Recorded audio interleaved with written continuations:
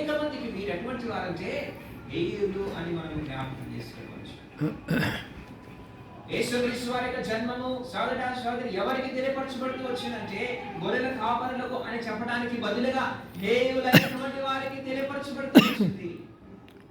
వెలువేయబడినటువంటి వారికి తెలియపరచబడుతూ వచ్చింది. ఎన్న దగనటువంటి వారికి తెలియపరచబడుతూ వచ్చింది కదా. ఆ దినంలో వారి బ్రతుకులు ఎంతో దీనాతి దీనమైనటువంటివి. వారి పితరుల గురించి చెప్పుకుంటే ఎవరంటే పితరులు ఎవరు? దావీదు రాజు కదా పితరుడు కదా. గొర్రెల కాపరులలో ఉన్నటువంటి వారికి పితరులు ఎవరంటే దావీదు రాజు. వారి పితరులు ఎవరంటే అబ్రహాం, ఇస్సాకు, యాకోబు. వారి యొక్క నీతి, వారి యొక్క విశ్వాసం ఎంతో గొప్పది, ఎంతో ఇష్టపడినటువంటిది, ఎంతో మరి ఎంతో మహిమపరచబడినటువంటిది. గత జీవితంలో లేకపోతే వారి యొక్క పితరుల యొక్క జీవితం ఎంతో శ్రేష్టమైనటువంటిది అయినప్పటికీ కూడా వీరు ఈ దినములలో ఈ పరిస్థితికి ఎట్లా ఉన్నారంటే దీనులుగా, లేకపోతే ఏ మాత్రం కూడా యోగ్యత లేనటువంటి, ఎంచబడినటువంటి బలహీనులుగా. ఇంకా గమనించినట్లయితే మరి హిస్టారియన్స్, చరిత్ర రాస్తున్నటువంటి వారు చెప్పేటటువంటి మాటలు ఏంటంటే వారిని ఏ మాత్రం కూడా మరి ఆలయంలోని కూడా రానిచ్చినటువంటి వారు కాదంట. ఆలయంలోనికి రానిచ్చే వాళ్ళు కాదండి. ఎందుకంటే వారు అపవిత్రులుగా ఉంటారు.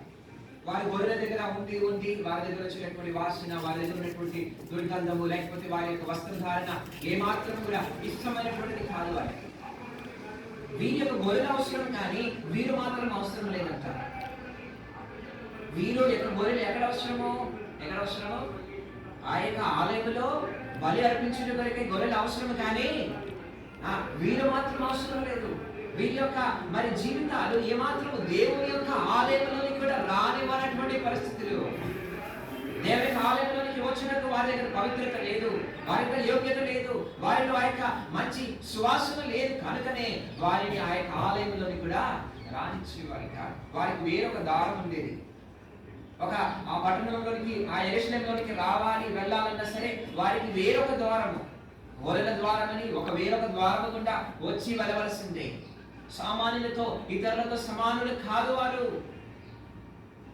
ఎంతో దీనులుగా, ఎంతో మరి ఎంచబడనటువంటి వారిగా, అయోగ్యులుగా యొక్క దినములలో వారు బ్రతుకుతూ వచ్చారు.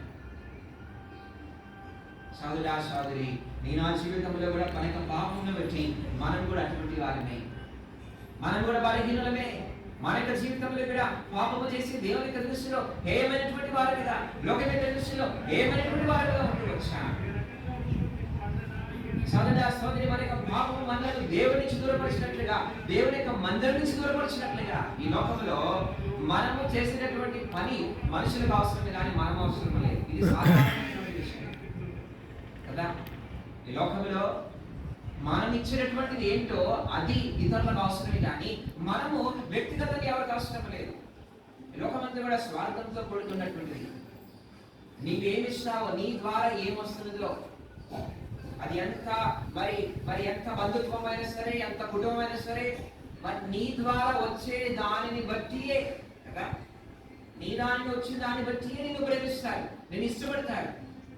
నీ దగ్గర నుంచి ఏమి రాకపోతే నేను ఇష్టపడరు, నేను కోరుకొని ఉండదు. ఇదంతా వాస్తవికమైనటువంటిది, ఎంతో సత్యం ఇది. ఒక భర్త అయినా, ఒక భార్య అయినా, ఒక తల్లి అయినా, తండ్రి అయినా, బిడ్డలైనా ఏదైనా సరే నీవిచ్చేటటువంటి దానిని మీదే నీ విలువ ఆధారపడి ఉంటుంది. అనేక సార్లు నేను ఇచ్చేది అవసరం కానీ నీవు అవసరం లేదు. అటువలనే గొర్రెల కాపరుల యొక్క పరిస్థితులు అటువంటిది, పరిస్థితుల్లోనే జీవిస్తూ వచ్చారు. వారి యొక్క గొర్రెల అవసరము, వారి యొక్క పని అవసరము, కానీ వారు ఏమాత్రం కూడా అవసరం లేదు. వారి యొక్క మందిరంలోనికి, ఆలయంలోనికి వచ్చుడికి కూడా ఏమాత్రం కూడా అర్హత లేనటువంటి వారు.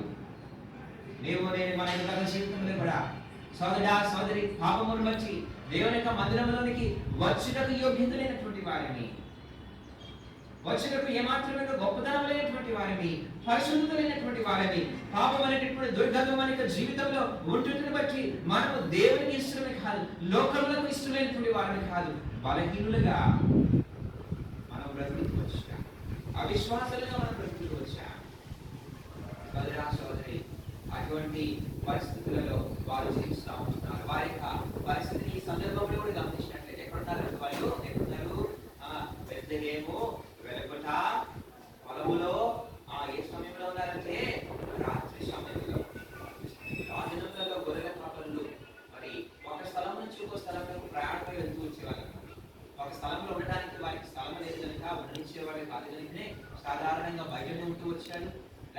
బయటనే వారి యొక్క జీవితం గడుస్తూ వచ్చేది. ఒక స్థలం నుంచి ఇంకో స్థలంకు వారు వెళుతూ వచ్చేవాళ్ళు అన్నమాట. మీరు కూడా గమనించినట్లయితే గొర్రెల కాపరులు మరి తమ యొక్క గృహములలో కాదు, తమ యొక్క పట్టణములలో కాదు, కానీ ఎక్కడున్నారంటే బయట పొలంలో ఉన్నట్టుగా ఎందుకు విషయాలు చెప్తున్నానంటే గొర్రెల కాపరులు యొక్క దినం కాదా, వారి యొక్క దిన పరిస్థితి బయట మరి ఎంతో బలహీనమైనటువంటి పరిస్థితి, ఎంచబడనటువంటి పరిస్థితులలో వారు జీవిస్తూ ఉంటున్నారు, వారు గొర్రెలను కాసుకుంటున్నారు. అయితే వారు తమ యొక్క పనులు గొర్రెలను కాసుకుంటూ ఉన్నారు.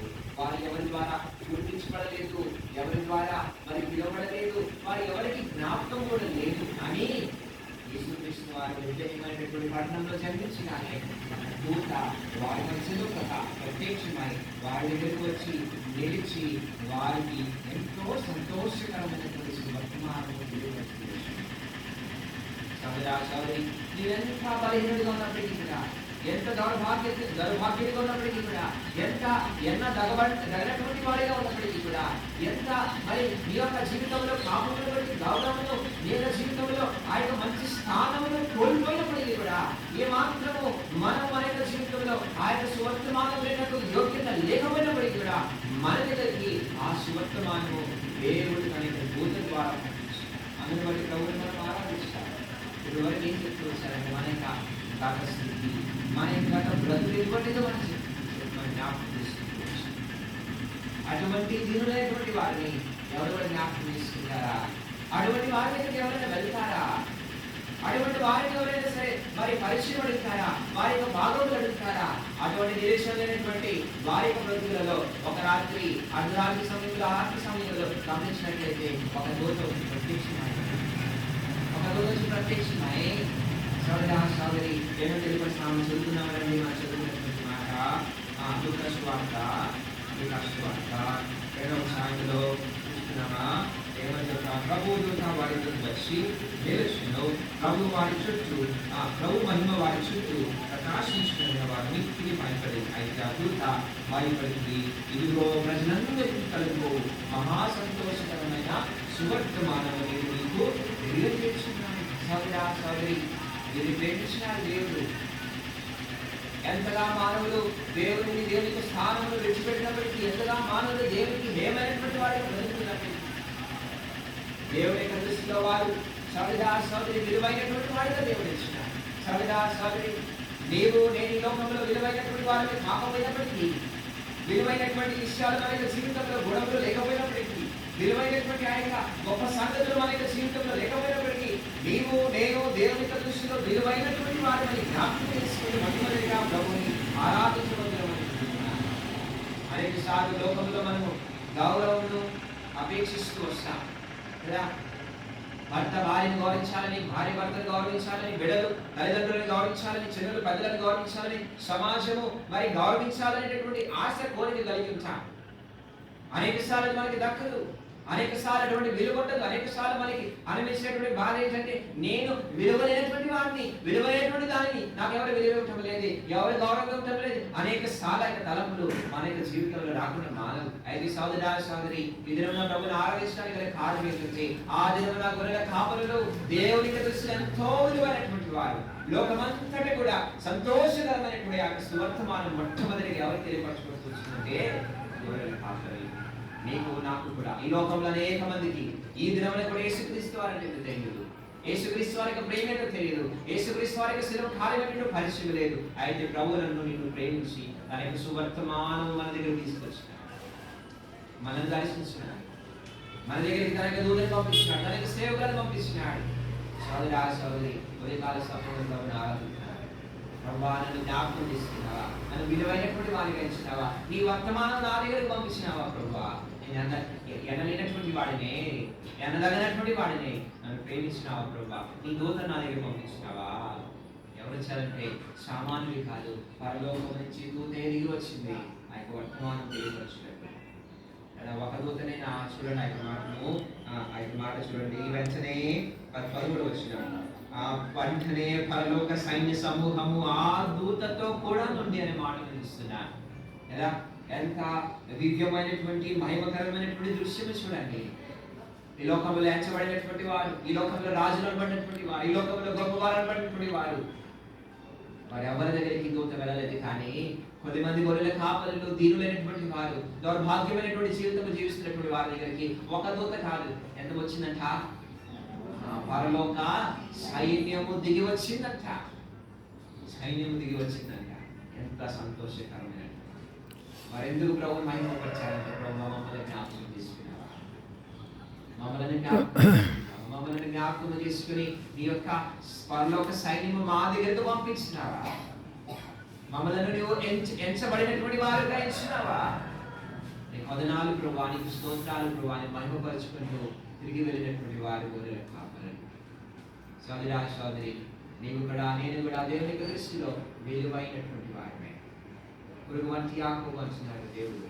అయితే నా దాసులని కూడా తెలిసినటువంటి వాడు దేవుడే. పురుగు వంటి వారమే, అంతలో కనబడి అంతలో మాయమైనటువంటి ఆ యొక్క ఆవిరి వంటి వారమే, చేద నుండి జారేటటువంటి బిందువుల వంటి వారమే, ఉదయం పూచి సాయంత్రము ఆ ఎండిపోయినటువంటి గడ్డి పువ్వుల వంటి వారమే, ఏమాత్రం కూడా యోగ్యత గొప్పదనము ఎంతో అల్పమైనటువంటి వారమే. అయితే మనలను దేవుడు ఎంచుకున్నటువంటి వారిగా, ఎన్న తగినటువంటి వారిగా దేవుడు మనలను తన యొక్క దృష్టిలో ఉంచినాడు కనుక ప్రభువా స్తోత్రాలయ. వందనాలు, నన్ను ఎంచుకున్నావా, నన్ను ఎడదగబడినటువంటి వాడిగా నువ్వు నీకు దృష్టిలో ఉంచుకున్నావా? మొదటిగా అందరి వ్యక్తిగా ప్రభుత్వం మనం ఆరాధించుకోవడం మరించు ఉన్నాం. రెండోది గమనించినట్లయితే ముగించుకున్నాం. రెండోదిగా ఏమంటే అక్కడ 10వ వచనంలో చూస్తున్నాం. అయితే ఆ దూత భయపడింది, ఇదిగో ప్రజలందరికీ కలుగు మహా సంతోషకరమైన సువర్తమానం నేను మీకు తెలియజేస్తున్నాను. దావీదు పట్టణమందు నేడు రక్షకుడు మీ కొరకు పుట్టి ఉన్నాడు. చాలు. మీరు గమనించినట్లయితే ఎన్నో శ్రేష్టమైనటువంటి మాటలు ఉన్నాయి. నేను రాబడి కావాలంటే ఇక్కడ కేవలము యేసుక్రీస్తు వారి యొక్క జన్మముల గురించి ప్రకటించడానికి రాలేదు. యేసుక్రీస్తు వారి యొక్క జన్మముల గురించి ప్రకటించడానికి రాలేదు. అక్కడ చెప్పబడుతున్నటువంటి మాట ఏంటంటే, నేడు రక్షకుడు బెత్లెహేములో జన్మించాడు రాయబడతా ఉందా? ఏం రాయబడతా ఉన్నది? మీ కొరకు పుట్టుకున్నాడు. మీ కొరకు పుట్టుకున్నాడు. ఎంత గొప్ప శ్రేష్టమైనటువంటి సంతోషకరమైనటువంటి వర్తమానం ఇది. మీ కొరకు ఎవరు? మీ కొరకంటే ఎవరి కొరకు? హేయమైనటువంటి వారి కొరకాయి, వెలువేయబడినటువంటి వారి కొరకాయి, బలహీనమైనటువంటి వారి కొరకాయి, ఎంచబడినటువంటి వారి కొరకాయి ఆ పరలోకముల నుంచి యేసుక్రీస్తు వారి లోకంలో దిగి వచ్చాడంట. మీ కొరకు జన్మించాడు. రాజుల కొరకే కాదు, లేకపోతే గొప్ప వారి కొరకే కాదు, మీ కొరకే. మా కొరకే కూడా ఎవరైనా ఏదో చేస్తారా? ఇది నిజమేనా? ఇది వాస్తవమేనా? మమ్మల్ని పట్టించుకున్నటువంటి వారు ఎవరు లేరే, మా గురించి ఆలోచించినటువంటి వారు ఎవరు లేరే, మమ్మల్ని ప్రేమించినటువంటి వారు ఎవరు లేరే అనేటువంటి ఆలోచన జీవితంలో ఉన్నటువంటి గొర్రెల కాపరులకు ఆ యొక్క వారి దూర చెప్తా ఉంటుంది. ఏమనంటే, మీ కొరకై చెప్పించాలి. ఎంత గొప్ప విషయం అది, ఎంత శ్రేష్టమైనటువంటి మా కొరకున. సోదరా సోదరి, నీ కొరకై నా కొరకై యేసుక్రీస్తు వారి లోకంలో జన్మించాడు. నీ కొరకై నా కొరకై ఆయన కలువరి శిలువలో తన యొక్క ప్రాణం తెచ్చినాడు, తన యొక్క రక్తమును కాల్చినాడు. పేరు పెట్టి మనలను ప్రత్యేకంగా ఒక్కొక్కరిని పిలిచినటువంటి వాడిగా ఉంటూ వచ్చాడు. నీ కొరకై నా కొరకై ఆయన జన్మించినటువంటి వాడిగా ఉంటూ వచ్చాడు. ఎంతో సంతోషం వేసింది. మా కొరకు చేసినటువంటి ఎవరైనా ఉన్నారా? లోకంలో అనేక మంది ఉంటారు, పేదవారు ఉంటారు, బలహీనులు ఉంటారు. సాధారణంగా ఈ లోకంలో వారు కనబడరు, అధికారులకు కనబడరు, మంత్రులకు కనబడరు. వారు ఎక్కడో దాచబడినటువంటి వారిగా, దాగుబడినటువంటి వారిగా ఉంటారు. మమ్మల్ని పట్టించుకునేటటువంటి వారు ఎవరైనా, మమ్మల్ని మా గురించి ఆలోచించినటువంటి వారు ఎవరు, మా గురించి ప్రణాళిక చేసినటువంటి వారు ఎవరు, మా యొక్క భవిష్యత్తు గురించి ఆలోచించినటువంటి వారు ఎవరు, మమ్మల్ని ఈ యొక్క భయంకరమైన శత్రువు చేతుల నుండి రక్షించగలిగినటువంటి వారు ఎవరు అనేటువంటి ప్రశ్నలు అనేక సార్లు వచ్చిన గొర్రెల కాపరులకు. అయితే ఇక్కడ ఆ యొక్క దూత ఇస్తున్నటువంటి చెప్తున్నటువంటి శ్రేష్టమైనటువంటి మాట ఏంటంటే, నీ కొరకు, నీ కొరకయ్యా, మా కొరక, మీ కొరకే, మా యొక్క బడుగు బ్రతుకుల కొరక మీ కొరకే, పాపము బ్రతుకుల కొరక మీ కొరకే, అయోగ్యమైనటువంటి బ్రతుకుల కొరక మీ కొరకే, హేయమైనటువంటి బ్రతుకుల కొరక మీ కొరకే, వ్యర్థమైనటువంటి ఏమాత్రం యోగ్యత లేనటువంటి మా బ్రతుకుల కొరక మీ కొరకే అయ్యా యేసుక్రీస్తు వారు జన్మించింది. ఆరాధించుకుందామా? ప్రభువా, మా బ్రతుకులు ఏమాత్రం కూడా ఎవరి దృష్టిలో ఎంచబడినటువంటివి కావు, కానీ నన్ను ప్రేమించి నా కొరకై జన్మించినావా? నన్ను రక్షించిన కొరకు ఇష్టపడినావా? నా యొక్క పాపం నుంచి విడిపించిన కొరకై నీకు ప్రాణమును ఇచ్చినావా? ప్రభువానికి స్తోత్రం, ప్రభువానికి స్తోత్రం అని ప్రభుని మనం ఆరాధించవలసిన వారు. మొదటిగా ఆ యొక్క తోడు చెప్పినటువంటి మాట ఏంటంటే, చూడండి 10వ వచనంలో దూత ఏమో చెప్పింది? భయపడుతుంది అని చెప్తాం. భయపడినటువంటి బ్రతుకులకు భయపడుకుడి అని చెప్తే అది ఎంతో ఆదరణకరమైనటువంటి మాట. ఇలా అనేక రకమైనటువంటి భయములలో బ్రతుకుతున్నటువంటి వారి యొక్క జీవితం, అనేకమైనటువంటి భయభ్రాంతులతో జీవిస్తున్నారు ఆ యొక్క దినములలో ఇశ్రాయేలు. ఎప్పుడు ఎక్కడి నుంచి శిక్ష వస్తుందా, ఎక్కడ ఎప్పటి ఏ విధమైనటువంటి మరి ఆ యొక్క నష్టం వస్తుందా? రండి సోదరి, నీ నా జీవితంలో ఎన్నో రకమైనటువంటి భయములు ఉన్నాయి. కానీ యేసుక్రీస్తు వారు జన్మించిన గల ప్రాముఖ్యమైనటువంటి కారణం ఏంటంటే భయములో ఆరాధన కొరకాయి, ఆ భయములో ఇచ్చుడి కొరకాయి ఆయన లోకంలో జన్మించినటువంటి వాడు. భయపడుతున్నటువంటి ఈ యొక్క మరి దీన బ్రతుకులకు ఆ యొక్క మరి దూత ఏమని సమాధానం చెప్తామంటే, ఏమని జవాబు చెప్తున్నదంటే, మీరు దేవునికి ఇస్తుడయ్యా, మీరు దేవునికి ఇస్తుడు కనుక మీకు సమాధానం. భయపడవాలి. ఎవరికి ఇష్టం లేకపోయినప్పటికీ కూడా మీరు లోకమందు దేవునికి ఇస్తున్నటువంటి వారికి ఏంటంట రాయబడినటువంటి మాట, దేవునికి మహిమయు ఆయనకి ఇస్తున్నటువంటి మనుషులకు భూమి మీద సమాధానము. భయపడవాలి. మీ యొక్క హృదయంలో ఆలోచన ఉన్నదేమో, మీ హృదయంలో చింతన ఉన్నదేమో, ఆవేదన ఉన్నదేమో, దిగులు ఉన్నదేమో, భవిష్యత్తు గురించినటువంటి భయం ఉన్నదేమో. యేసుక్రీస్తు వారి లోకంలో ఇమ్మానుయేలుగా జన్మించినాడు. యేసుక్రీస్తు ఈ లోకంలో నీకు తోడుగా ఉండడానికి జన్మించినాడు. తోడుగా ఉండి నీకు భయం తొలగించడానికి జన్మించినాడు. నీకు కలవరను తొలగించడానికి, నేను ఆదరించడానికి జన్మించినటువంటి వాడు ఉన్నాడు. ఈ లోకంలో అవి రాకుండా మానవు అవి వస్తాయి. లోకంలో తుఫానులు ఉండకుండా మానవ అవి వస్తాయి. లోకంలో అనేక రకమైనటువంటి కష్టములు శ్రమలు రాకుండా మానవ వస్తాయి. వారి మధ్యలో నీకు తోడుగా ఉన్నటువంటి వాడు ఎవరంటే ఇమ్మానుయేలు నీకు తోడుగా ఉండబోతున్నాడు. కనుక ప్రభునాదించిన ప్రభువా, అభయమిస్తున్నావా నా యొక్క జీవితంలో? భయపడుతున్నటువంటి నలిగినటువంటి వెళ్ళు వంటి నా జీవితంలో నిత్యము నీ వాక్యం ద్వారా, ఈ సహవాసం ద్వారా, ఈ ఆత్మ ద్వారా, ఈ సేవకుల ద్వారా నాకు ఇస్తున్నటువంటి ఆ భయమును బట్టి జరిగినటువంటి నేను చూసుకొని మనం ఆరాధన 14వ వచనంలో 14 వచనం వెంటనే పరలోక సైన్య సమూహం ఆ దూతతో కూడా నుండి సర్వోన్నతమైన స్థలములలో దేవునికి మహిమయు ఆయన ఇష్టమైన మనుషులకు నీకు సమాధానం కలుగునుగాక, దేవుని స్తోత్రము చేయుచుండెను. యేసుక్రీస్తు వారి పుట్టుక ఎంతో అద్భుతమైనటువంటిది, ఎంతో గంభీరమైనటువంటిది. ఈ పుట్టుక ద్వారా మొట్టమొదటిగా పరలోకంలో ఉన్నటువంటి సైన్యము, పరలోకంలో ఉన్నటువంటి సైన్య సమూహము లోకంలో ఉన్నటువంటి గొర్రెల కాపరులతో కలిసినట్లుగా ఆ పరలోకంలో ఉన్నటువంటి అనుభవము ఎవరు వీక్షించారు? ఎవరు చూసినారు? గొర్రెల కాపరులు. ఆరాధన అనేటువంటి అనుభవం, ఆరాధన అనేటువంటి శ్రేష్టమైన అనుభవం పరలోక సంబంధమైనటువంటిది. నిత్యము గాన ప్రతిగానమైనటువంటి పరలోకములు జరుగుతుంటాయి. అయితే ఎల్లప్పుడు కూడా కనబడినప్పుడు ఆయన దృశ్యము యేసుక్రీస్తు వారి యొక్క జన్మము ద్వారా ఎవరికి కనబడిందంటే, వారు చెప్తా ఉంటే ఇవన్నీ కథలుగా చెప్తా ఉంటే అందరికి ఆశ్చర్యం వేసిందంట. తర్వాత వచ్చినారు రాయబడతా ఉన్నాయి. అందరికి కూడా ఆశ్చర్యపోయినారంట. దూత దిగి వచ్చాడా? దూత కాదయ్యా, దూతలు దిగి వచ్చారు. చాలా మంది దిగి వచ్చారు. ఏం చేశారంటే ఆరాధన చేశారయ్యా. మీరేం చేశారు? మేము కలిసి ఆరాధన చేశామయ్యా. సోదరి పరలోక సంబంధమైనటువంటి ప్రతి ఆశీర్వాదము యేసుక్రీస్తు వారి జన్మం ద్వారా మనకు లభించుకుంది.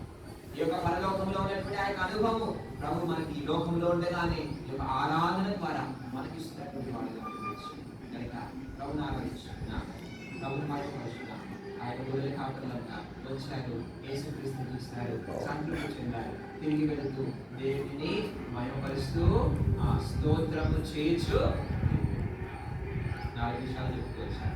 మొట్టమొదటిగా దేవుని యొక్క దృష్టిలో వారు ఎంచబడినటువంటి వారికి కనబడుతూ వచ్చారు. కనుక 400 సంవత్సరములు దేవుడు ఎవరితో మాట్లాడారు?